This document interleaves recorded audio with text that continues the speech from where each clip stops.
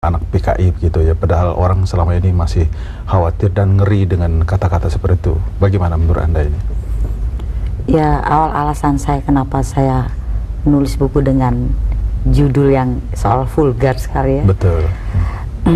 Itu sederhana aja sih Mas. Sebenarnya ada dua alasan. Memang saya merasakan sebagai anak korban yang zaman Orde Baru, stigma yang diberikan kepada saya, salah satu anak korban yang demikian jutaan, itu dengan stigma yaitu Dokter Ning anak PKI, sempat sampai klinik saya ditutup, izin praktek diturunkan, dengan semua lurah di daerah Ciledug berpidato di kader Golkar, di tempat pengajian, bahkan selebaran-selebaran yang mendiskreditkan saya, sempat ditumpuk di musola, masjid-masjid, dan penangkapan kepada saya waktu itu. Dan stigma yang diberikan bahwa hati-hati dengan Dokter Ning anak PKI itu mungkin maksudnya Orde Baru waktu itu supaya saya hancur, supaya mungkin anak-anak saya tidak makan karena pasien tidak ada yang datang, dan macam-macam, supaya saya stres atau mungkin mati seperti itu. Tapi justru terbalik. Jadi dengan adanya Orde Baru membuat stigma seperti itu dikampanyekan kemana-mana, justru malah buat saya kampanye gratis, jadi makin populer saya, makin terkenal, jadi orang mau tahu mana sih Dokter Ning itu anak PKI gitu. Saya justru jadi bangga dengan itu ya. Satu itu, kedua, apapun alasannya. Itu jadi judul buku Anda. Iya, gitu ya? Memang itu stigma yang diberikan Orde Baru memang saat itu, mungkin dari tahun 65 dulu ya, kok ceritanya ada orang sengketa utang aja dibilang itu orang PKI, langsung ditangkap, dibunuh ya. Tapi buat saya makin terkenal malah gitu ya, semua orang diundang kemana-mana untuk bicara ya. Dan memang saya merasakan itu. Dan kedua, apapun orang tua saya, itu adalah kebanggaan saya, dan saya tidak pernah melihat kejahatan-kejahatan yang dilakukan oleh orang tua saya. Dari situ juga saya belajar tentang apa itu PKI, Partai Komunis yang ada, dan saya tidak pernah menemukan kejahatan yang dilakukan oleh PKI. Dan saya melihat bahwa justru black propaganda yang selalu dilontarkan oleh Orde Baru, misalnya ada buruh bergerak, wah ditunggangin PKI. Tani memperjuangkan hak tanahnya, dibilang ditunggangi PKI. Tapi saya nggak pernah dengar bahwa koruptor itu kok ditunggangi PKI. Jadi kesimpulan saya, kalau gitu PKI itu berpihak pada rakyat tertindas gitu ya. Itu jadi satu kebanggaan juga buat saya.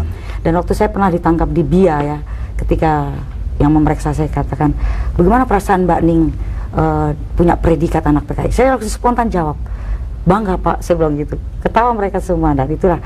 Dan memang seperti sederhana aja. Dengan buku itu kenapa dibikin judul yang sangat vulgar, dan itu juga ada tujuan saya membangkitkan anak-anak yang senasib dengan saya, yang sampai sekarang merasa mereka minder, mereka merasa kayak ketakutan, bahkan ada yang menghujat orang tuanya seperti itu. Berhentilah seperti itu. Terus sekarang kita harus bangkit melawan ketidakbenaran dan ketidakadilan yang selama ini kita rasakan. Penindasan, ya saya hanya salah satu dari mereka yang sudah bicara. Dan inilah yang kenapa alasan buku itu dengan judul itu. Orang tua Anda sendiri aktivis di PKI waktu itu? Ya, memang anggota PKI ya. Anggota PKI ya. Anda sendiri sebagai anaknya mengerti tentang PKI itu? Atau komunis itu sendiri? Sebetulnya ya saya masih 7 tahun. 7 tahun. Justru nggak tahu banyak tentang PKI. Cuman yang saya rasakan, kenapa sih kok sampai tidak ada pengadilan? Bukan hanya ayah saya, dari beberapa orang tua yang senasib dengan orang tua saya, tidak ada proses pengadilan sama sekali. Bahkan mereka dijebloskan 12 tahun, 20 tahun. Dan ada yang sudah tiba-tiba bunuh. Om saya nomor 4 hilang dari tahun 65. Itu kan ada pelanggaran HAM yang sangat luar biasa, yang tidak pernah dituntaskan sampai sekarang gitu. Oke, baik. Pak Sepri, bagaimana sebagai jurnalis Anda menanggapi peristiwa ini? Saya melihat ada dua soal. Ya. Soal pertama, Mbak Ning melihat persoalan sosiologis, dampak dari suatu ketidakadilan, akhirnya terjadi trauma terhadap diri anak-anak yang disebut korban PKI itu. Tapi yang kedua, secara ideologi. Mungkin secara ideologi kita berbicara secara serius, karena bagaimanapun juga ideologi komunisme itu ideologi yang sudah tidak pakai lagi sekarang. Setelah runtuhnya Uni Soviet, dia tidak pakai lagi sebagai suatu kekuatan untuk menjembatani, mencari kesejahteraan, keadilan, kebenaran. Ternyata itu tidak mampu. Ideologi komunisme yang dikaitkan dengan katakanlah dialektika materialis itu tidak mampu lagi mencari bagaimana solusi terhadap keadilan, kebenaran, kesejahteraan itu. Karena itu dalam ideologi itu sendiri, katakanlah untuk sementara memang sudah mati ideologi komunis. Dalam arti dia tidak mampu mencari kesejahteraan, keadilan, kebenaran. Kan itu satu penawaran sebelum. Kalau memang itu sebagai suatu kekuatan, maka kita harus mencari formulasi baru. Sekarang kan misalnya korban-korban PKI itu atau memang ketidakadilan sana. Mereka diperlakukan bukan manusia lagi. Padahal belum tentu kesalahan itu persis sama dengan itikadnya waktu itu. Ini karena Orde Baru, yang sebut Orde Baru itu kan harus mencari korban dari suatu politik. Dia mau menunjukkan giginya, kekuatannya. Dalam arti itu saya setuju dengan Baning bahwa dengan menulis buku ini dia memperlihatkan pada teman-temannya atau korban itu jangan lagi trauma seperti itu. Kita bangkit untuk membentuk satu Indonesia baru. Katakan itu. Kan persoalan dulu itu kan persoalan mencapai Indonesia baru itu. Itu persoalannya.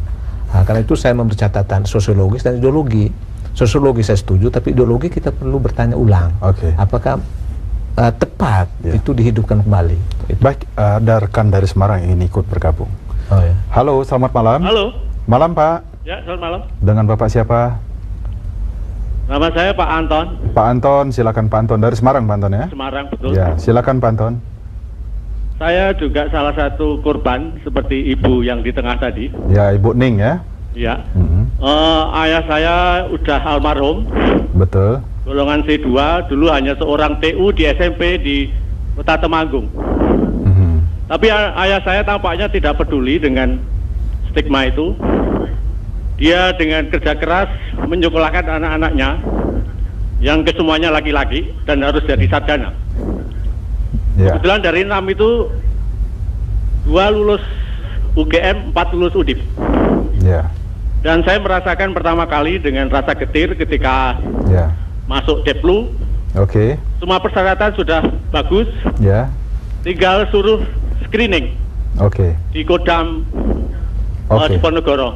Ya, singkat cerita. Waktu itu saya mendapatkan surat yang harus disampaikan ke kelurahan ayah saya secara tertutup dan harus dikembalikan.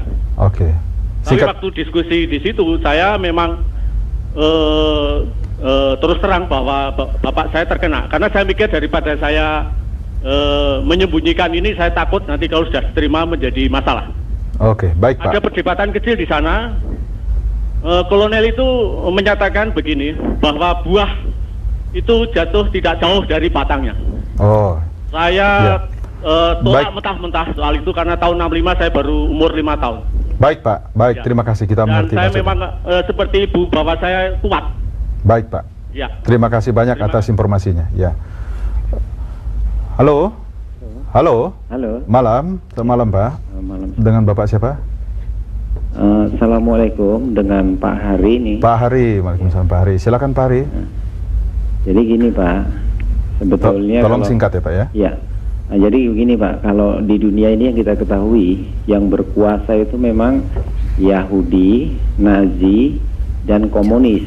Jadi sebenarnya ini kalau kita amati ya, sebenarnya pun saya pun masih muda, tetapi kalau kita amati, dulu kita sudah pernah zamannya Soekarno cenderung dengan blok timur, kemudian zaman Orde Baru cenderung ke blok barat. Jadi, sekarang ini blok barat sudah digontok-gontoki katanya Cia. Padahal dulu yang jatuhkan Soekarno itu yang melalui Cia, melalui Singapura gitu. Jadi yang jelasnya gini Pak, Orde Baru itu pada saat itu dia itu memang rasanya kita berdasarkan Pancasila, tetapi kayaknya tidak memandang Pancasila. Jadi semua diberantas sampai 7 keturunan, padahal yang melakukan penembakan kepada jenderal-jenderal itu adalah bukan, kalau kita nilai, bukan daripada anggota PKI-nya, atau sedangkan anggota PKI-nya tidak punya senjata, tetapi memang itu dari pasukan-pasukan khusus yang dekat-dekat yang dengan pemimpin Orde Baru. Jadi yang saya tanyakan, coba kalau bisa mohon supaya ini ada penegasan dari pemerintah supaya hal-hal yang seperti Ibu tadi Ning katakan Ibu Ning supaya tidak menjadi trauma gitu. Jadi sehingga keruntuhan Orde Baru ini kayaknya menanggung dosa karena sudah 7 keturunan sudah ditindasnya gitu. Terima kasih. Terima kasih. Waalaikumsalam warahmatullahi wabarakatuh. Baik pemirsa, sebelum kita jawab beberapa pemirsa tadi, tapi kita ikuti dulu pesan-pesan berikut ini.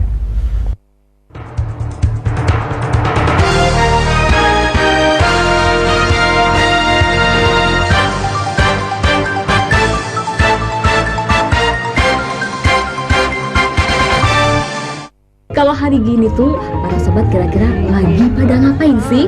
Saya punya